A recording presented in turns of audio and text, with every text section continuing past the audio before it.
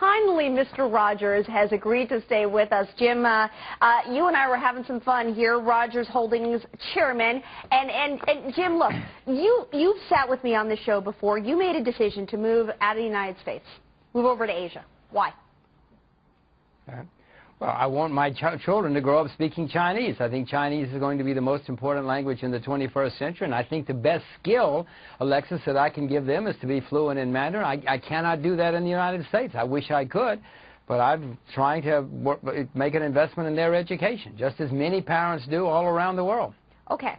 So investments in business investments right now, would you not touch the United States in terms of investing in equity markets?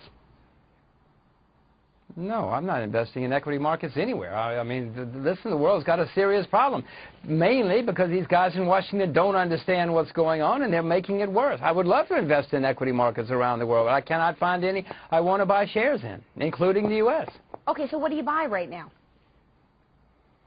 Well, the only thing I know, Alexis, where the fundamentals are improving are commodities. I mean, this is all good for the fundamentals of commodities. I mean, farmers cannot get loans for fertilizer now, and we've got the lowest inventories in 50 years for agricultural products. Nobody can get a loan to open a mine. You're not going to see any mines open for 15 years. The world's oil reserves are in fairly rapid decline.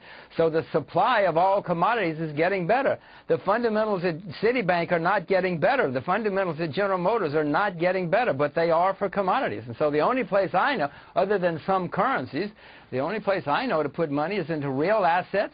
We're now going to have a period where the people who produce real assets are going to take over from the people who were money shufflers, and the power is moving to the farmer. Alexis, you should start a farm show on Fox, because it's the farmers, the miners, who are going to be the dominant people for the next 30 years. And this has happened many times in history when you move. This is where you contradict yourself, okay, Jim, because you say that these guys can't get loans, right? That they can't get access to capital. Right. I understand, right? Depletion of supply. I get that. Great concept. But if they can't get loans, what happens? Who's responsible for getting them loans? How are we going to open up those credit markets?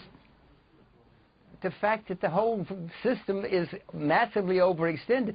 Alexis, we had the worst credit bubble we've had in world history. Never before in world history have people been able to buy 5 or 6 houses with no job and no money down. What we had was a horrible, horrible bubble. Now, you would think we'll just just like the people in Washington. We wake up one day and everything's okay. We move on to new bubbles. That is totally insane. We've got to take some pain. We've got to clean out the system. That's not saying that we shouldn't take some pain. Look, the savings rate in this country is only 5%. The only time we got to double-digit savings rates were in the 2 largest recessions post-World War II.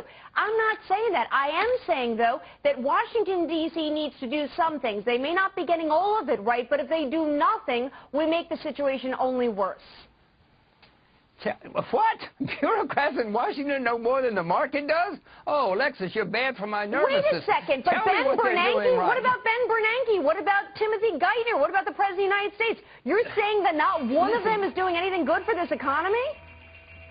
I certainly am. Mr. Bernanke's been wrong for 7 years in a row. Mr. Geithner's been wrong for 15 years in a row. I'm saying to you, they have been disasters, and they are making it worse.